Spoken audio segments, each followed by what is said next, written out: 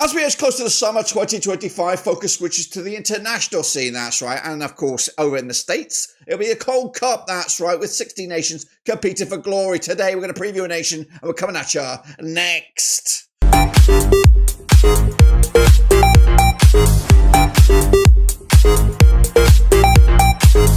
That's right, folks, but once again, we're in another video today. We're previewing the Gold Cup. We're going to take a look at one of the nations taking part in this summer spectacular. We'll get to that in a second. Of course, if you're new, where you been? Smash your subscribe button. You want subscribe for Gold Cup, World Football, Blackburn Rovers. We've got it all here under one Rooski. That's right, 16 nations from around the globe. That's right. We do have a guest nation taking part in this summer spectacular. We'll get to all of that in a second. Of course, big shout out to the members and the patrons. You know who you are. So what we'll do today is, of course, look at one of the nations, see their hopes and dreams heading into this summer tournament. Are they contenders? Will they get eliminated in the group stages? We'll take a look at all that.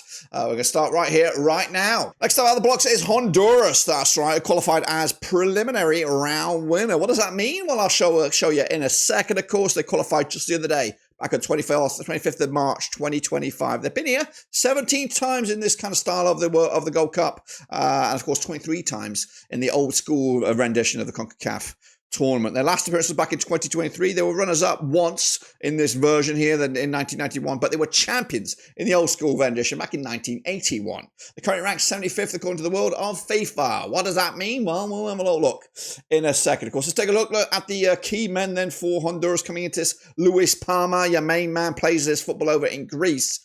And he is a winger on the left-hand side, inverted winger, that's right, with his right foot coming in on that left-hand side, valued at cool 3.5 million euros. The man in charge is Ronaldo Rueda, who's 68 years of age with 1.72 points per match ratio coming into this one. Wow, what about the roster then for Honduras? Well, these are the key men. Eric Menyavar between the sticks, of course, competing with alongside Jalon Fonseca, Jonathan Rougier.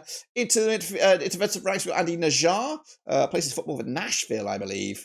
Joseph Rosales as well from Minnesota. Javier Rianga, Elson Rivias, Christopher Melanez, amongst others as well, with a bit of an MLS feel to this team.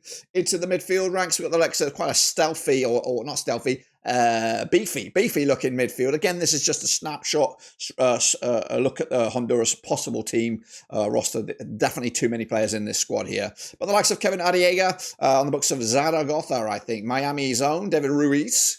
Of course, the likes of Jorge Alvarez, Alexander Lopez. And up top, likes of Luis Palma, Antonio Lozano, Jesus Batiste as well to compete the mix. So what about the key men thus far this season or this year for Honduras? David Ruiz has chipped in with a couple of goals. Choco Lozano as well with Alexander Lopez with some goals this year. The key men from the a creative standpoint, Choco Lozano as well, with just the one assist, Alexander Lopez alongside him. Let's take a look at starting 11 for Honduras.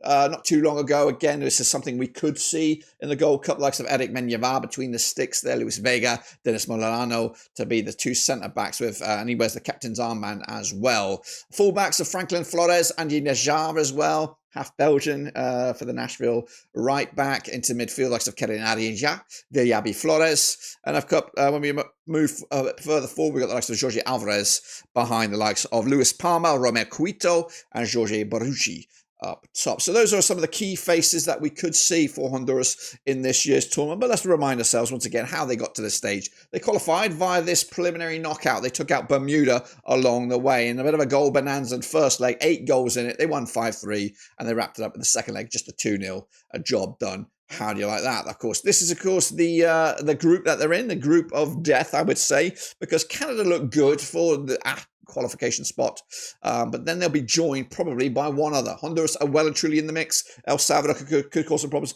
And don't rule out the Dutchies, of course, that is Curacao.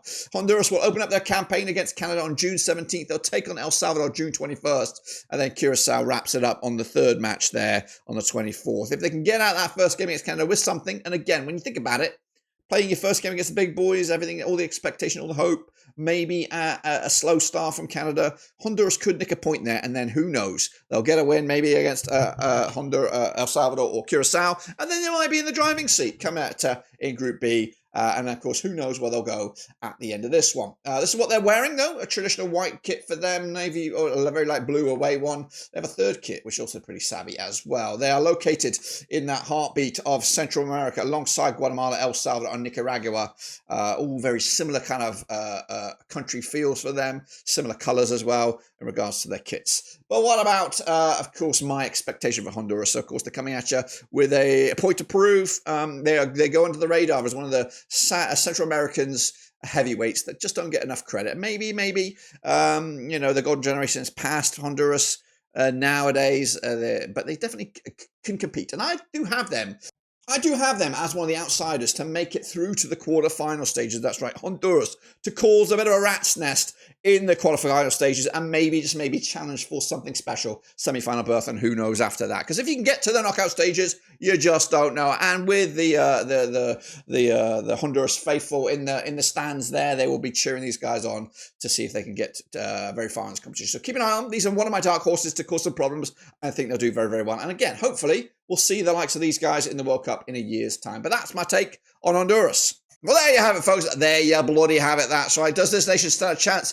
to get through to the knockout stages? Do they even have a shot at glory? Let me know down below. Of course, over the course of the next few days, we'll preview the remaining nations in this summer's tournament. If you already missed one, make sure you check it out as well. And do me an honour and smash that thumbs up and smash your subscribe. We're going to have non-stop coverage of the Gold Cup right here, of course, so make sure you hit the order of subscribing to the channel. But until then, I'll see you soon when we return. But until then, we're done.